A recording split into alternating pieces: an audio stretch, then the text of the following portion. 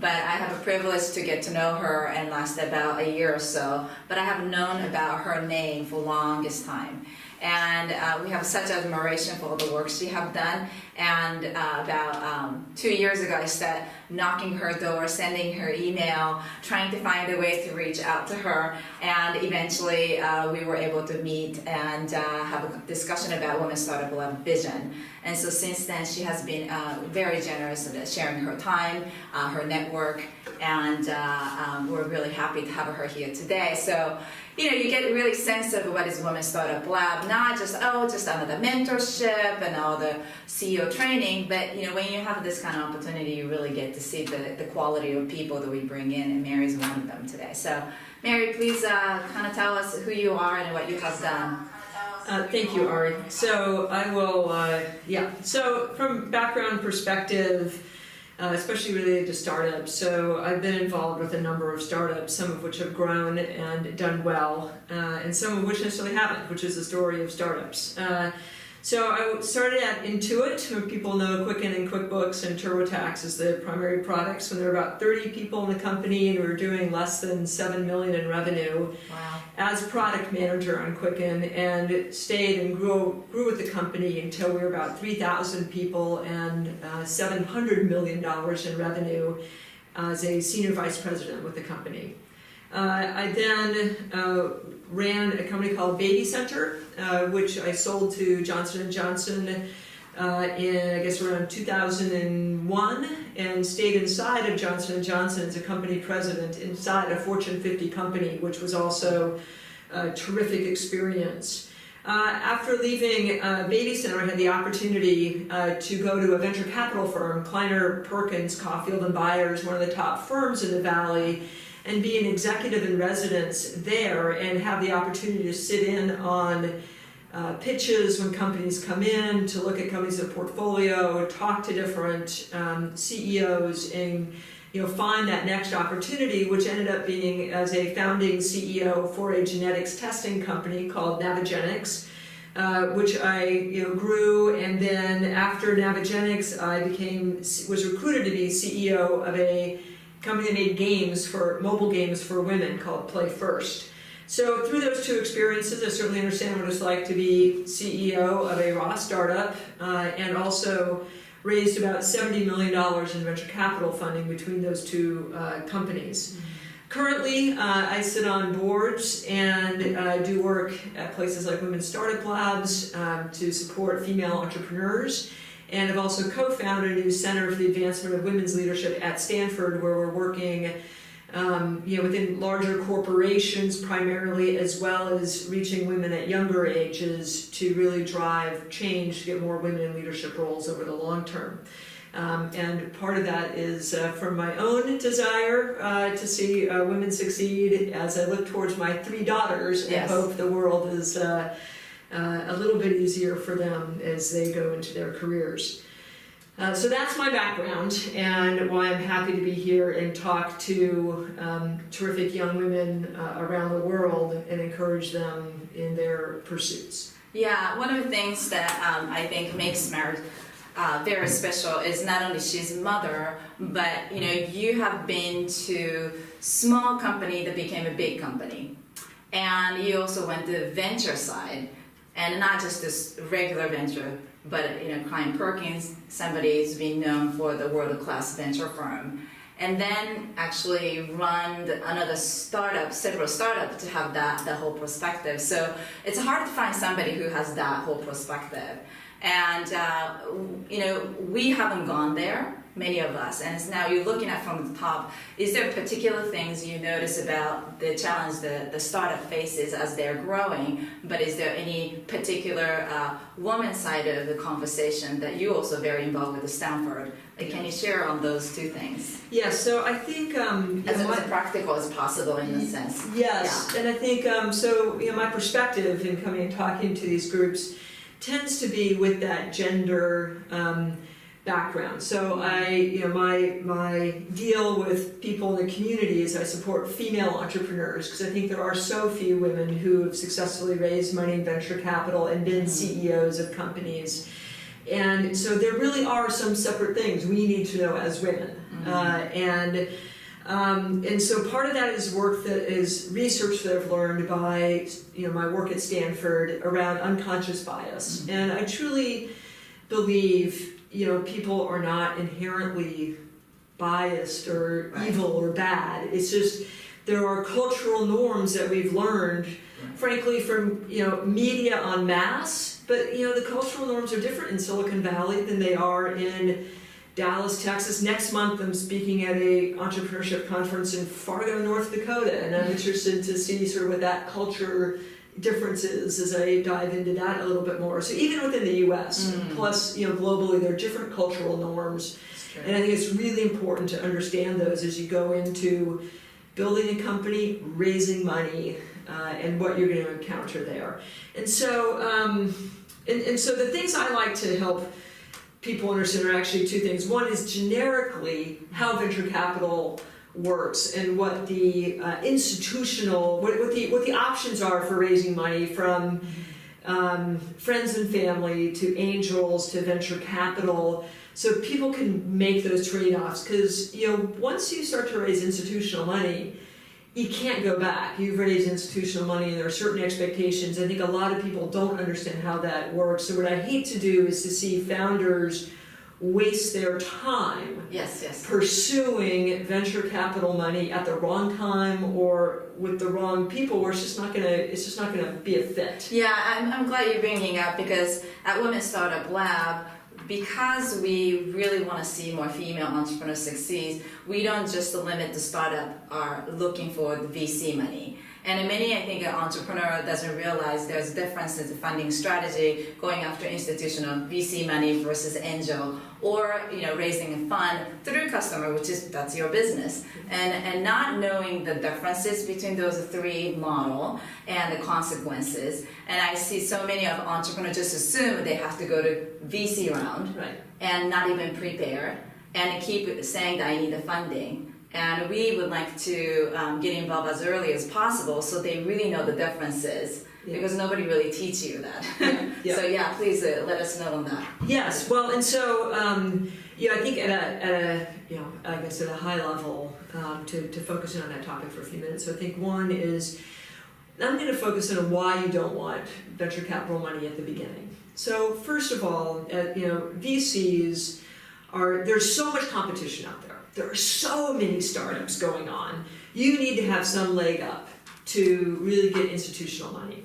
And that leg up comes from, being somebody that they know. VCs are looking at, how does risk get taken out of my investment in terms of the team, in terms of the technology, in terms of your marketing and distribution, and how those pieces fit together. So is this a team of people I've worked with before? Do I know them? Have they worked at a company that I've backed before? Do I know people who know them?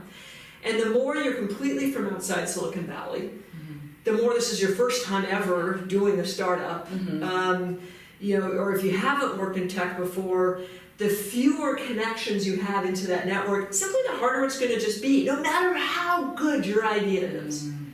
So you're saying the network and somebody in the Silicon Valley that support you, speak for you, and I'm just going to link that to one of the benefits for coming to the Women's Startup Labs program. If you're from outside Silicon Valley, coming to an incubation program like this is important to start building that network. And I think it's one of the biggest things women in the research about women and being successful in their careers undervalue the network. We tend to think, if I just work really, really hard, like I did in school, to get good grades, I'll succeed. It doesn't work. A lot of the stuff in business, especially for women, and part of this is related to unconscious bias. So the way the brain works is the brain becomes really, really good at pattern matching. That's how we shortcut all this input that we get, right? I mean, I get a ton of emails every day. I go delete, delete, delete. Oh, it's from Ari. I'll read it. I might save it to read later or whatever, but I'm not going to delete it. I'm so glad. And so we do this pattern matching, and it's to be efficient. Well, what happens, let's say, when you go pitch to a venture capital group, is, okay, so the statistics are that about, I think it's something like 15% of the companies that have that venture capitalists invest in have women on the founder team. Only about 3% have women in the CEO role. Very low. Okay, so let's just go for the bigger number instead of 15%, because that just makes you feel better.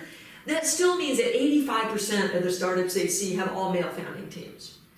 And so when they see an all-female team come in, it's just like there's not a good pattern matching there. Or in fact, when they see that female CEO come in, there's not great pattern matching that says, oh, I've seen lots of female CEOs get funding and do well, and it's not that the ones they fund don't do well, right? There's some research around women, teams of female founders actually perform better or more efficient on their use of capital. But there's just not enough pattern matching. And so you just have to recognize so, looking back on team, if you're not fitting any of those pattern matching schemes, right, you got to figure out how you're going to solve that. And so it may be that the way you solve that is by your angel investors, your friends and family, or your angel investors or your super angels as stepping stones to an institutional round where some of those prior investors may have connections to the venture capitalists, right? Some other people within their network to vouch for you.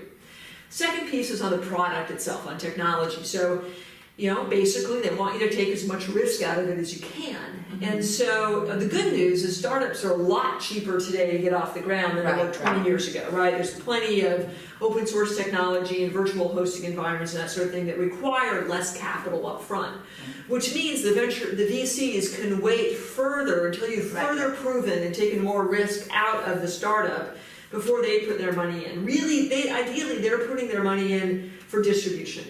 You've taken the team risk out and the product risk out largely by the time you've gotten to them. And so then the question is, and again, I tell you, on the product side, even the team and the product. I remember one pitch I was sitting in, and I keep sitting in all these pitches, like, yeah. And this one, oh my God, the team had come out of Apple and all this, just class A team. They'd been successful at startups before.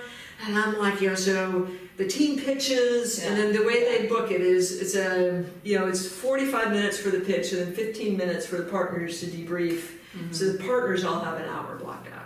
So the team leaves, and I'm like, oh my God, this is like the best thing I've seen since I've been here. We should do it. And the partner who specializes in that space is like, Mary, I've seen half a dozen pitches for pretty much the same space over the last 3 months. I don't know which is going to win.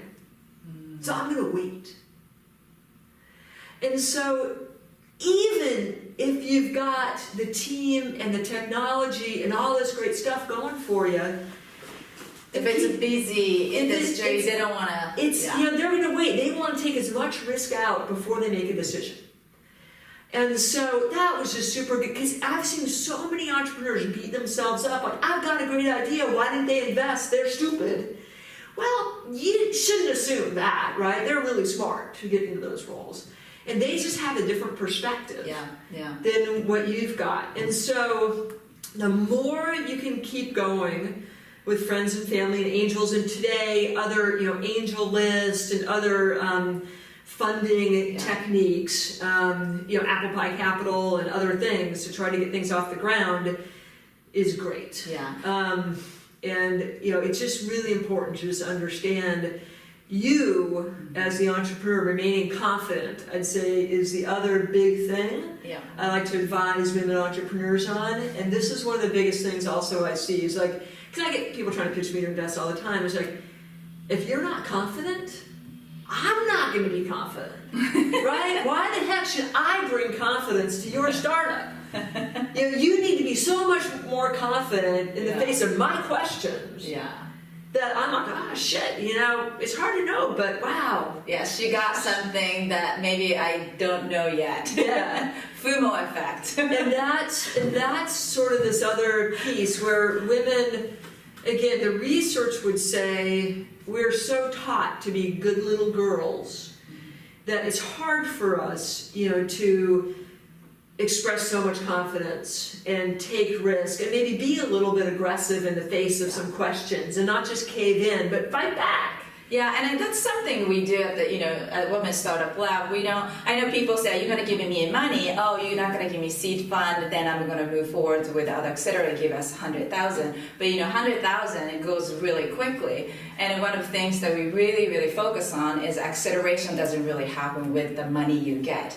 And that's not a free money you give, actually part of your equity. So, one of the things I want to stress here is why we do what we do Women's Startup Lab is really build the fundamental, the block of how to succeed. In the sense that you were talking about the confidence. Many of our entrepreneurs go through our program. We have leadership training to CEO training. Those are actually very different. Leading as a leader versus being CEO, and there's nobody to lead, but sometimes making hard decision, right? And getting money when you have to compete, what Mary is talking about, and getting access to the network here. I can refer you, and Mary actually sees something that you working on to say, hey, work on that. Not funding, but talk to that person and get information about this. That's a huge acceleration point, not just the money. And that's one of the things that, I want all the entrepreneurs, whether, you go through Women's Startup or not, there is other way to accelerate your business. And sometimes money, you could be really busy tinkering, but like having Mary speaking for you or the community speaking up for you, that's more than you can vouch for to go any further. So yes, and I think having an accelerator on your being accepted into an accelerator program gives you a higher degree of credibility when you're going out and raising some money. It sets you apart from the other 1,000 startups that are, trying to be out there and raise money who haven't made that leap. Yeah. And so it is a mark of getting, that helps you stand out. And have them at least the confidence to at least look at their company and get to know the founder. Yeah. And because then it's not just that startup, but if you left Accelerator, there is other amazing advisor behind them that they have access to those knowledge, give you more confidence as well. I think the other piece that's been borne out in research is when women have a cohort of other women who are going through similar things, their success rate is higher. That for you, by being in close, really just being immersed in a setting with a group of other women entrepreneurs, the ability to continue that relationship long after the time here has gone by is just invaluable. To share learning around, well, what did you learn by pitching this company? What kind of deal terms did you get? Let's share this information. Men are doing that all the time, and we as women somehow are taught those aren't things right? We're sort of taught talk about those things, but you have to talk about those things. Yeah. You have to talk about things like money and valuations and what did you learn and share that learning with each other. Yeah. The guys are doing that on the golf course. They're doing that in the restrooms where we don't get those interactions. We need to do that. Yeah. And talk about how you balance raising your kids, but not just that. Yeah. We got to talk about the business stuff, and we got to support each other and learn from each other in those discussions. And so again, this type of a situation, you will come out of here having created people who will be best friends for the rest, and mentors and colleagues for the rest of your life. And thank you for bringing it up, because that's another huge differentiation of a Women's Startup Lab program is very small group, a maximum of 9 or maybe 12 female entrepreneurs that intensely learn things, but also they live together. And so one of the best benefit that entrepreneurs continue to talk about is that friendship, the connection they got with other entrepreneur. So there's one of the founders who just graduated a year. It's been a year, and they keep saying that I can't believe it's only it's 12 months, but I feel like it's just yesterday.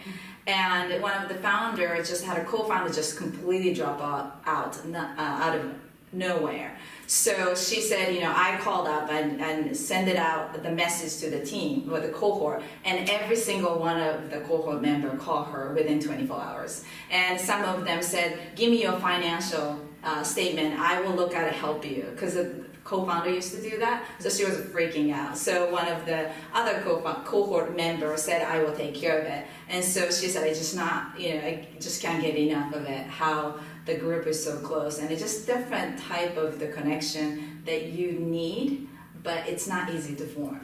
Yeah. Yep, that's right. Yeah.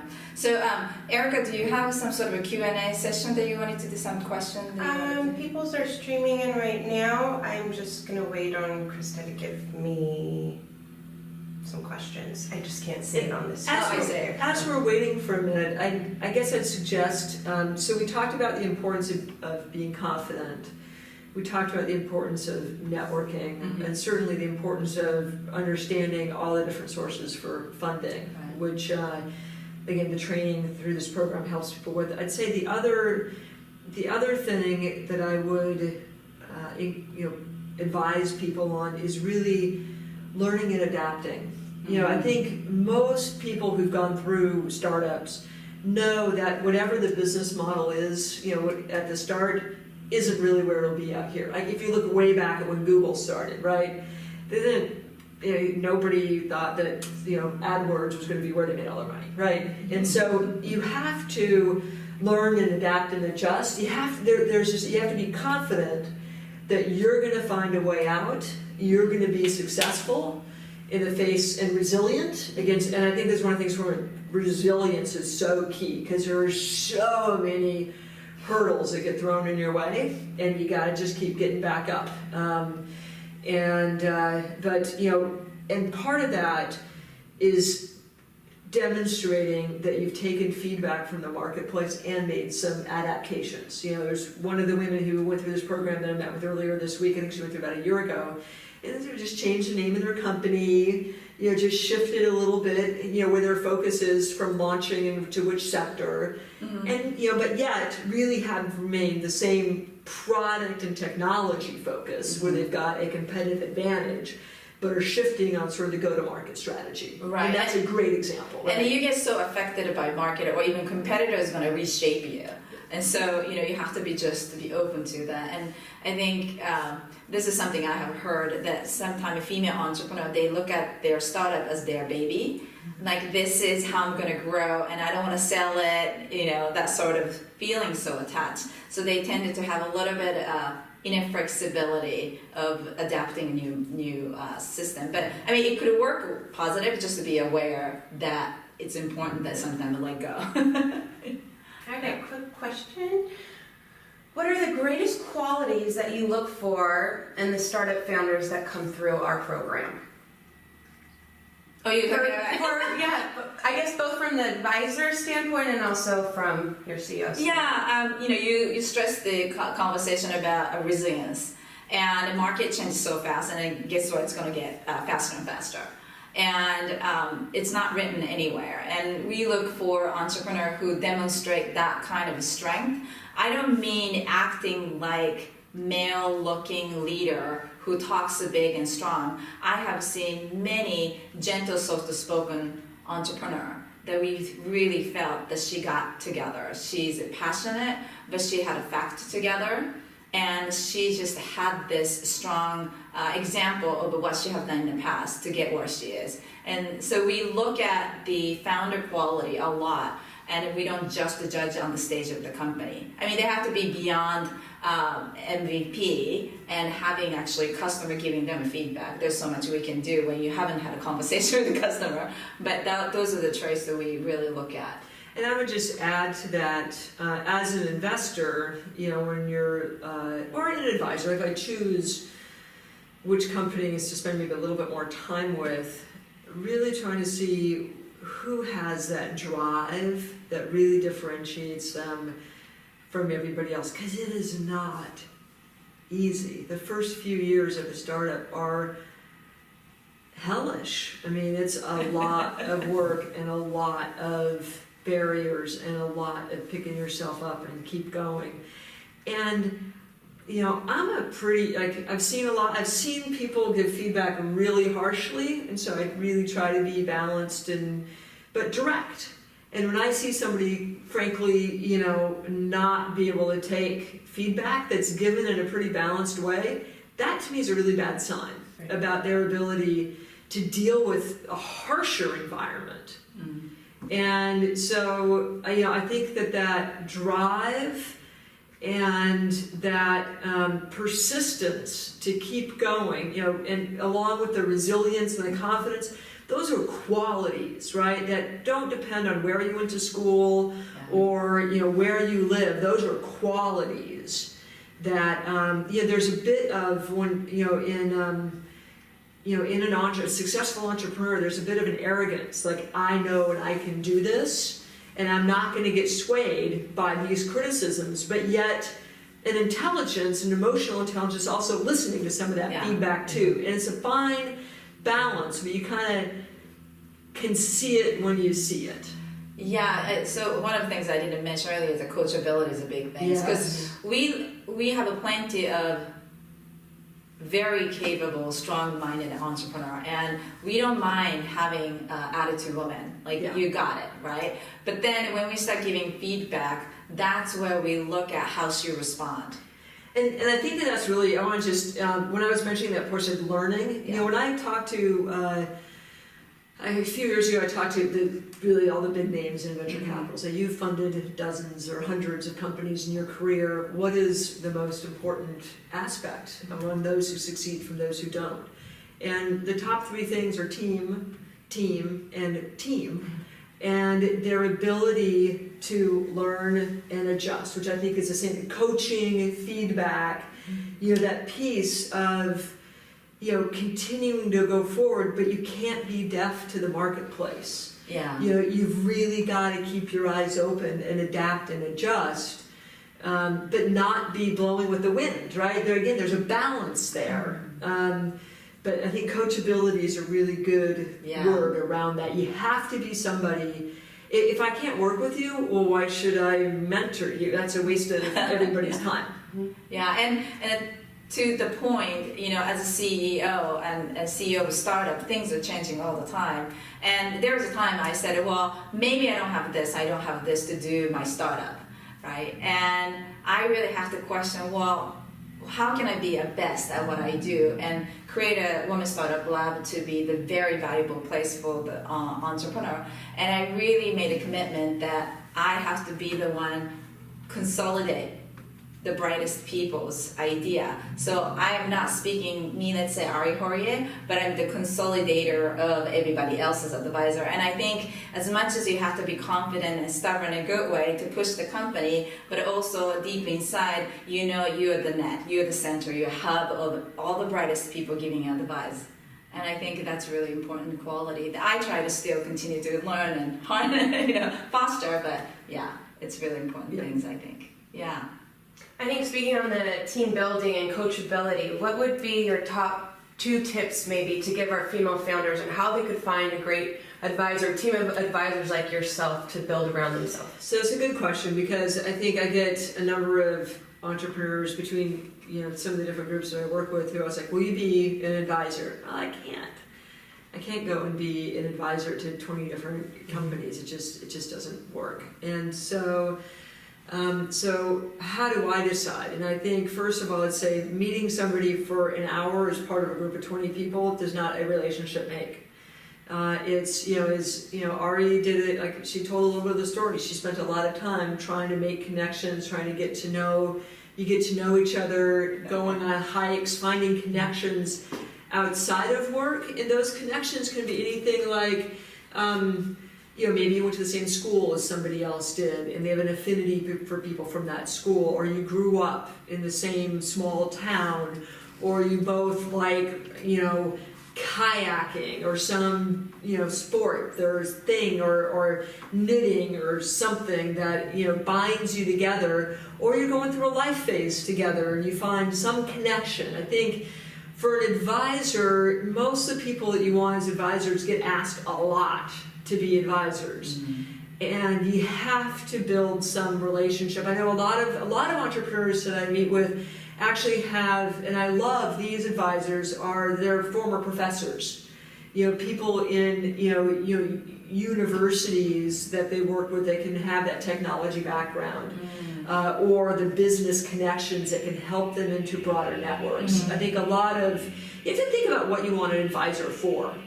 And a lot of that is, frankly, their networks. Like, somebody who knows you well enough to open up their network to you, which, anybody's going to be very protective of their network.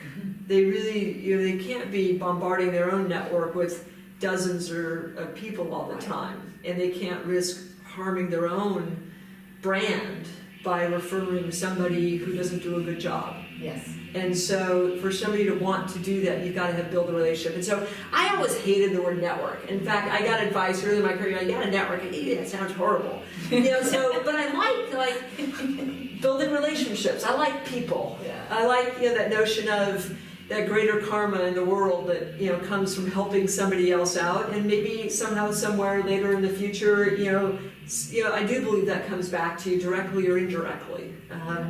But build relationships. Go out there and meet people. Yeah. That's great. Time for maybe one more question. Okay. Okay. Last one is drive something that you can develop, or is drive something you are born with? I think you can develop all these things. I am not at all a believer that these things are determined, And I ran a genetics company. There's no gene for drive. Really? Active Sure. No drug? That's different than you're born in. And so, look, it's, you can learn it. And there's research that also says, frankly, so there's a lot of different ways that men and women culture treats them growing up.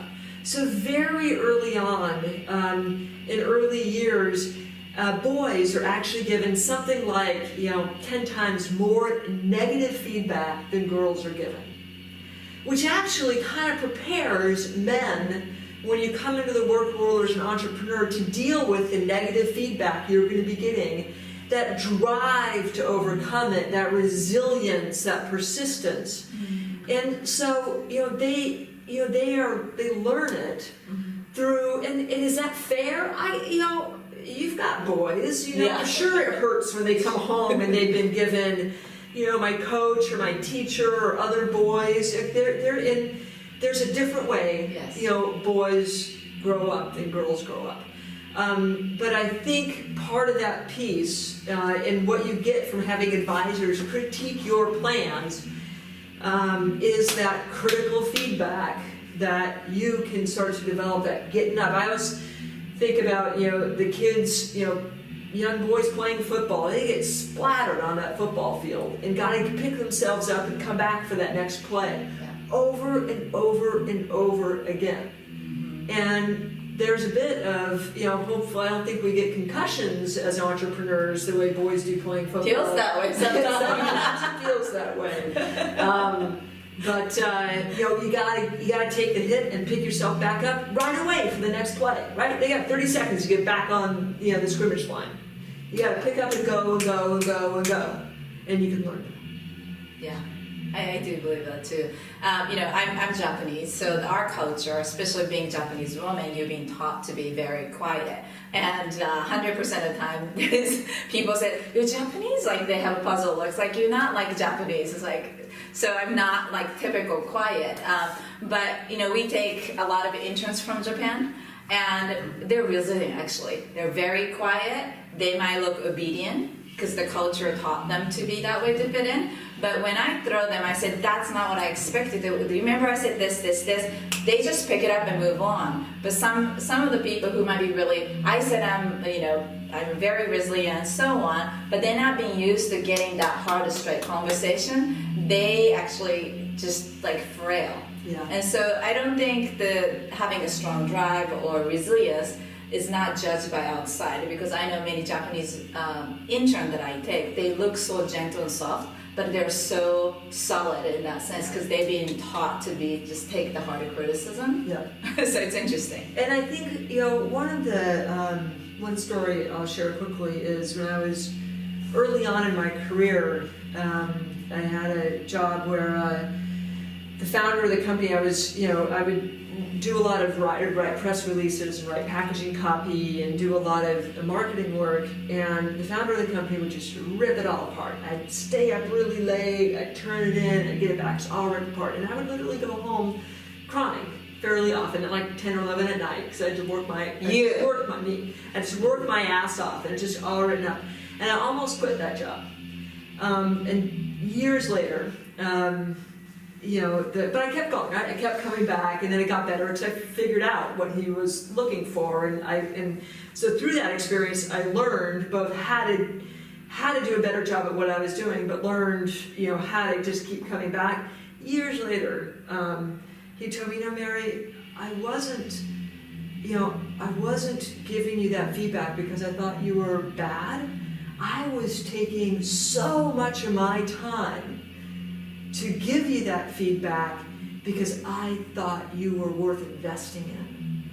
And so to have that perspective that the more time somebody takes to give you that hard, critical feedback is a gift. It is so much easier to say, oh, that was really good, thanks. And goodbye. Goodbye, good luck.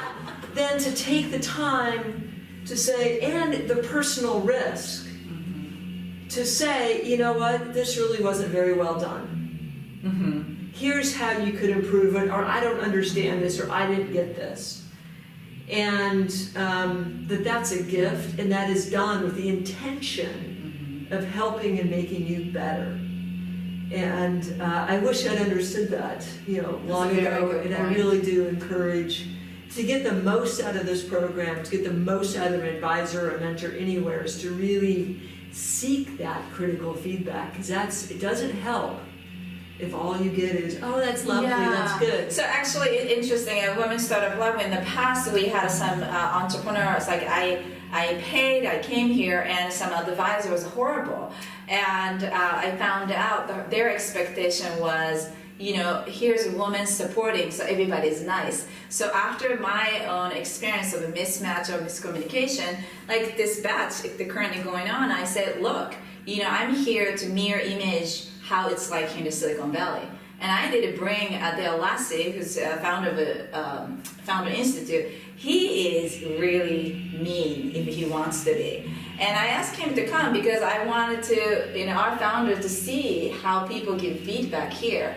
But if I didn't explain, they were all upset saying that how rude he was. And of course, you can say as it is, he's rude, let's say. That's fine, your opinion. But, the whole point is what he's saying to them is matter. And especially women tend to react on the feeling part, but sometimes you miss point of like what this person, you don't have to like that person.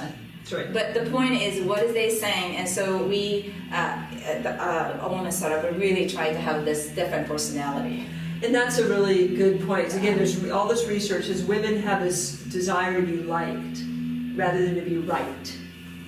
Yeah. And there's this research, is girls in the classroom, even if they're right, will not raise their hand or will not pursue a topic because they'd rather be liked. And that's not what being successful in business is about. That's not what being an entrepreneur is about. And women have a much narrower range of accepted behavior, and so we have to recognize within a cultural bound, there is a degree of, but you need to be prepared for the real world, and a place like this can help you do that. Yeah, definitely. We had one advisor just chew up on one of the startup yesterday, and and the advisor there, I was really hard on them. So can you talk to them? I want to make sure they're okay. So they really care. And again, that's the benefit of having a cohort of other entrepreneurs. Yeah. That's where a lot of that support can come from. Like, I got the crap beat out of me. Oh yeah, so did I. So did I. So did I. That's just the way it is. It's not personal.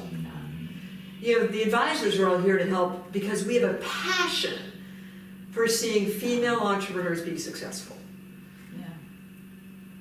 Yeah. We need more female entrepreneurs out there. Like, that's what we want to see. Yeah, so. Great. Yeah. I've had some really good questions, so maybe I can just ask one more, or I'll let you go. While I have you, you're so great. Are you okay with time? Yeah, and we'll be walking over. Okay. I feel that investors are only interested in short-term results, but my idea is a long-term impact. I am lost in this investment world. Do you have some advice for me? So, look, I'm going to speak to it. Angels Angels know it takes a long time. Like you talk to angel investors, they're used to investing in startups, it's going to take a long time to get their money back. It is not necessarily a very good investment vehicle, right? I mean, because my money's likely tied up for 10 years. That's a long time. But what I want to do is, if you want me to keep investing, is to see progress, right? You got to have milestones, you got to see progress. Venture, if you raise money from venture funds, a venture fund typically has a 10-year life. And so, they will invest, they will choose, if they raise a new fund, they will choose a set of companies in the first few years that they will invest in, and make sure that they're reserving enough remainder of the fund to keep investing over that 10-year time span. Again, and so that's a long time frame. I can put my money in the stock market, I can put my money in, in a ton of other investment vehicles that don't require me to lock it up for 10 years. But the key is, you will probably want, the less you need more and more money in the future, it's fine, it doesn't matter. But the more you're going to keep coming back every 2 years wanting to raise money, yeah, you better be showing improvement. Mm-hmm. And funding doesn't have to be always from VC. That's what VC look for. And if you want to pursue a certain model, then you have 100% option to choose funding model that works for you. And it's like angel or even customer zone who continue to pay. Or small business administration, or other forms of loans, or grants from foundations. There's lots of organizations out there who are interested in supporting female entrepreneurs. Some of them come with other strings attached. You may not like the VCs, but a foundation may have other, their mission that to get their money you've got to be consistent with. So, nothing's free. Except getting to cash flow positive yourself. Hey, Bill. And then you control more of your own destiny. Great, well, thank you. You're Thank you welcome. so much, Mary. You gotta have a session. Yes, off to you, Bill. Right over here. Right, Right there, here. Ari. You just say hi. Hi, Bill. Hi, hello, how are you? Hello, everybody out there. So, yeah, go ahead. My name's Bill, and I just finished a session with 7 companies that are here for their Women's Startup Lab experience. And so I was a minute late because we had so much fun in there and the discussions were so fabulous. So I participate about 8 hours in this 2-week program this time. And what I try and do is share best practices about my opinions on what it takes to tell a compelling story to your customers and your investors. Yeah, so I know there's a lot of pitch instructors out there, right? And what makes Bill so special and why so many of our entrepreneurs leave our program saying, wow, that was top notch because the Bill's class. Shucks. No, really.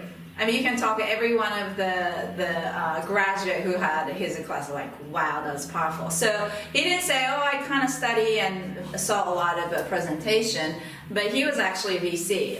So Garage Venture partner where he co-founded it with a guy, Kawasaki. He's kind of well known because he wrote the book. You just didn't write a book yet. Yeah. I just do workshops and travel around the world. So he invested, right, obviously, some of the company, and like Pandora was one of the company, right? They came in with a terrible name, Savage Beast. Who would invest in that? And they did. But a condition of changing a name? No, just kidding. So anyway, so you have seen how many thousands of pitches during your career? I would lose track. I have probably been through 2,500 to 3,000 presentations. I've been involved in the Bay Area with about 220 fundraising efforts for the clients. And my real purpose in life is to have entrepreneurs be able to tell their story in the most compelling and dynamic way. So we don't do that by just teaching them how to put the presentation together. What we start is by analyzing the business, talking about how to communicate it, talk about what really matters, talk about the phrasing. And we've just seen here that people tend to change their business. Not that the intent of WSL is to make you change your business, but with the dynamic group of speakers that Ari's managed to bring in for them, they start thinking about their business differently, and sometimes they change and the business matures. Yeah. Sometimes it's just confirming what they do, and then we figure out how to move ahead.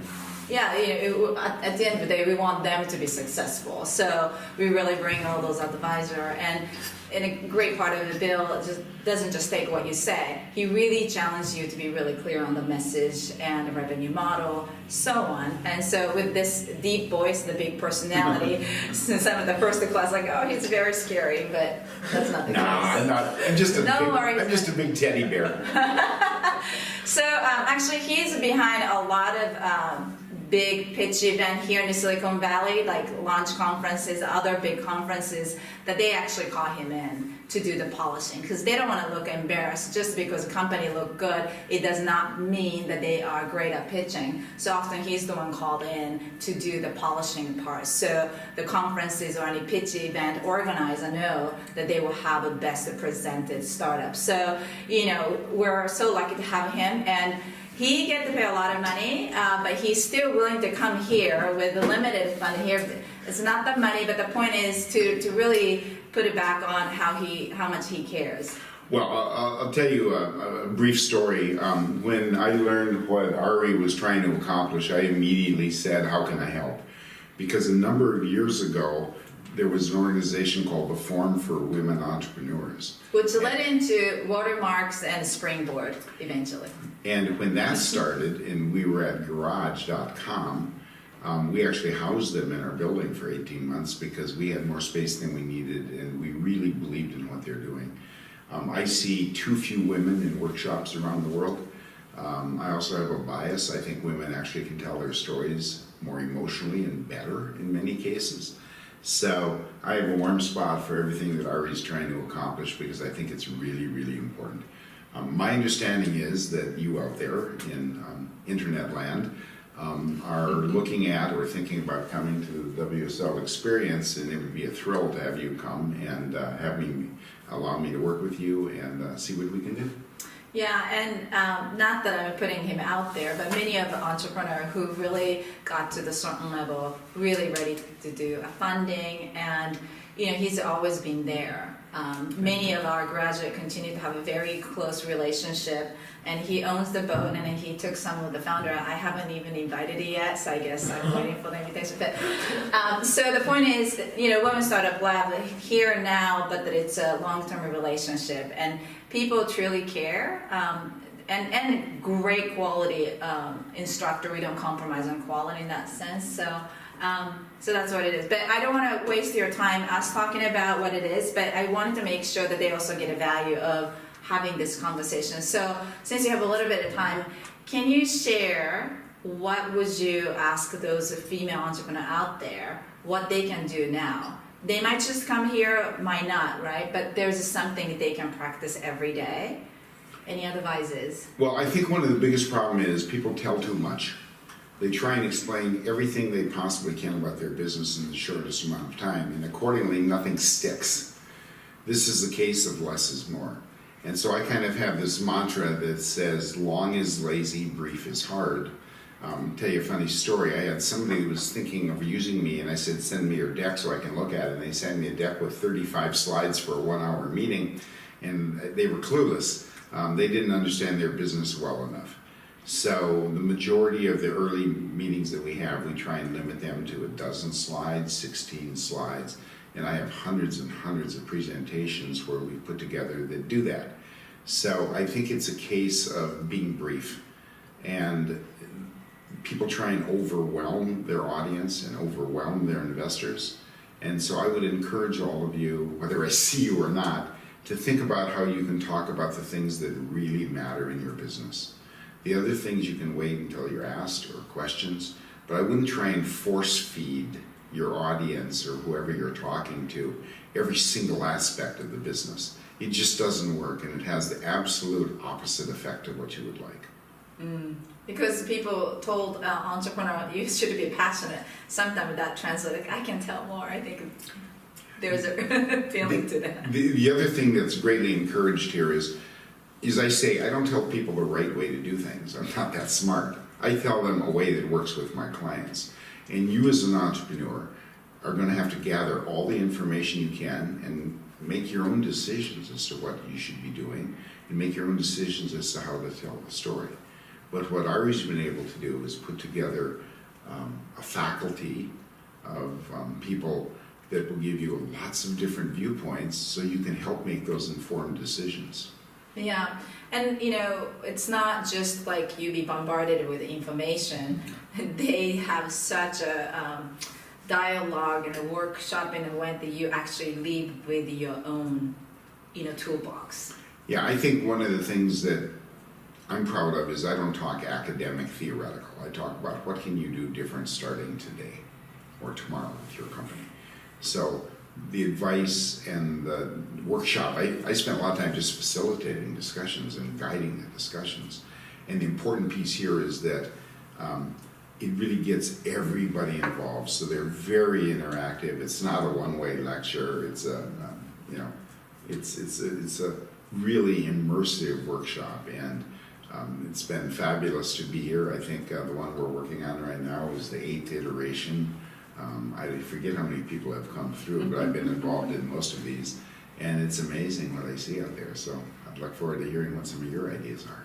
Yeah, and a part of the design, we really intentionally design every piece of our program in it. And, you know, you could have one-on-one with Bill, and it's just really one-on-one, right? And people feel the one-on-one is great value, but sometimes if you design correctly, having a group of other people are in the same stage, you learn a lot faster because you are hacking one of the founders' pitch. Sure. And when you listen, you have more brain power to really watch and tweak, you know, their pitches, but you're thinking back your head is like, how that apply to me?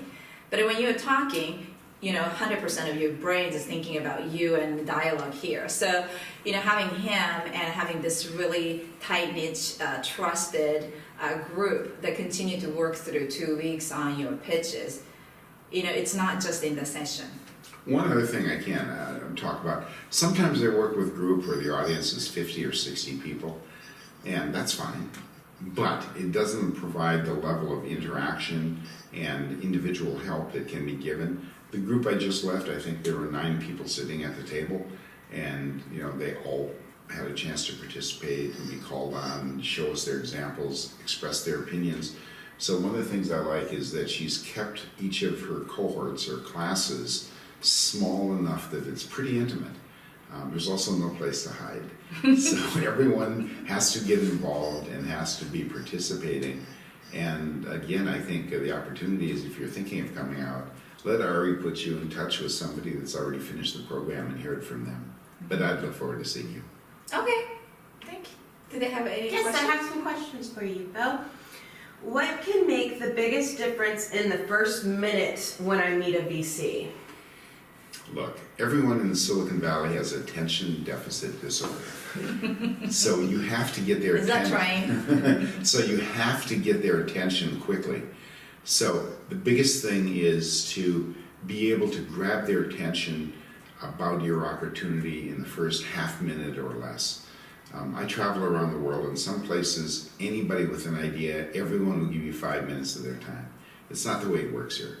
If you've not yet been to Silicon Valley, hope you come. But one of the biggest differences that people notice is the pacing is different out here. You've got to get people's attention. You have to stand out. You know, you may secure a meeting with a VC, and to you that's a fabulous deal. But from the VC's point of view, you might be the 20th entrepreneur they meet that week. So you need to stand out. It's a little bit like advertising.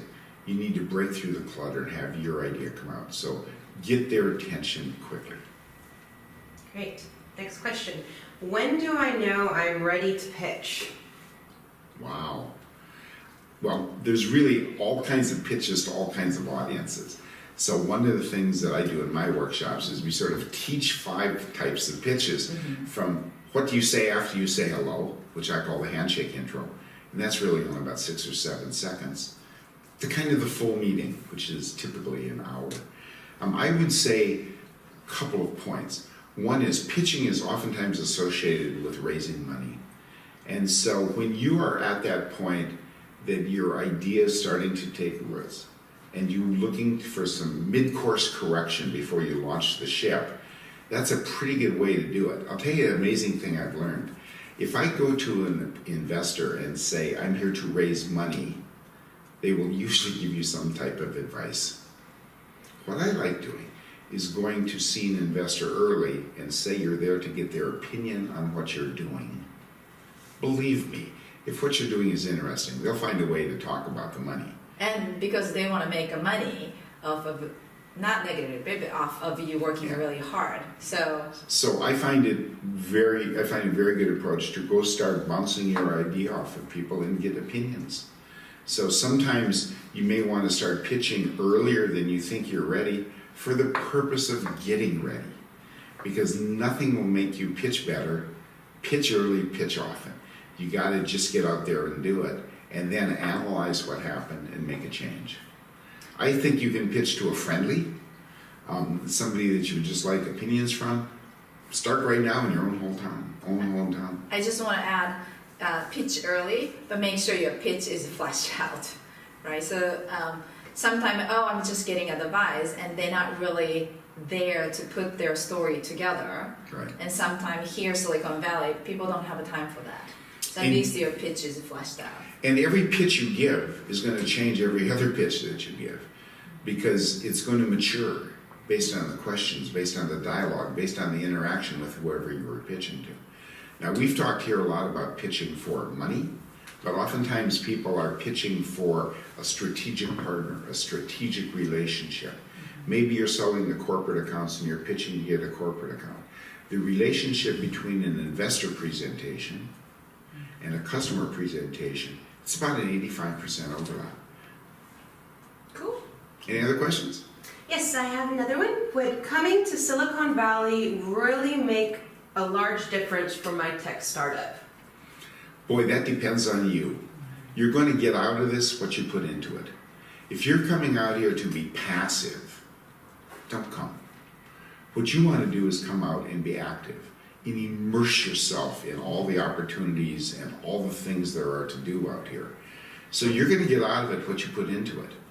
If you come with the attitude, I'm going to learn from every person I meet, every person that talks to us, every person, every speaker, every event, then you're coming out with the right attitude. In which case, I think it will make a difference. Yeah, so this is something unique. Here in the Silicon Valley, if you go to a coffee shop, Starbucks, literally every single person talking about startup. And I've seen so many times that there's somebody else talking next to your seat, and it's like, oh, tell me about it, like bioscience, and they tell you, and then you tell your startup, and then they ended up giving you the name of somebody they can introduce to. It even happened at a cafe. and it's just, I see so many of the entrepreneurs around the world just come here because then they are so excited, but they actually miss out going to a deeper relationship network, and you have to be open and active, like you were talking about. Yeah, I've never seen as many startups as there are right now. And so... How long have you been here? longer than most of the viewers have probably been alive. Like I said, all those times, they're like... But the fact of the matter is there's more startups now than I've seen probably in the last decade here. And literally, you can walk in anywhere and say, who's an entrepreneur? And you're going to see a whole bunch of people.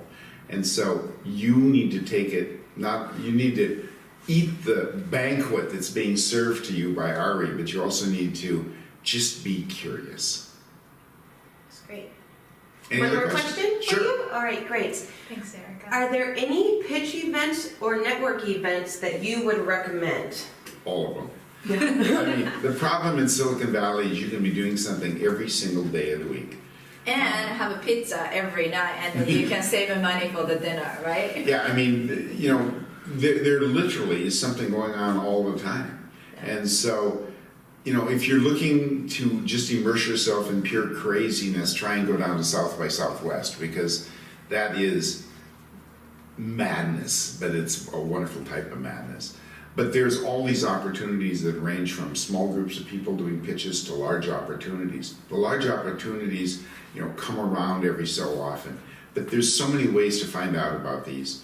Just go online, start Googling or whatever your search engine is, and you'll find a bunch of stuff that's out Yeah, there. and a meetup.com Right. always have Yeah, so many groups. there's always something going on. Yeah.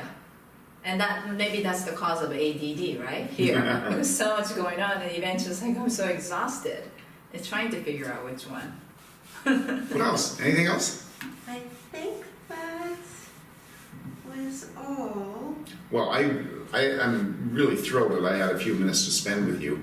Hopefully, you'll figure out that this may be the right thing for you. And if it is, come on out. If it's the wrong thing for you, just keep building it at home and let us know when you're ready. Yeah. Thank you, Bill. Thank you. Thank you so much, Bill. And we just want to remind all our viewers that our next program will be April 17th, and we advise you to visit us at womenstartuplab.com. Thanks And for I'm tuning booked in. for it, so I'll see you then. Bill will be there. See you soon. See you soon. Bye. Thank you. Bye-bye.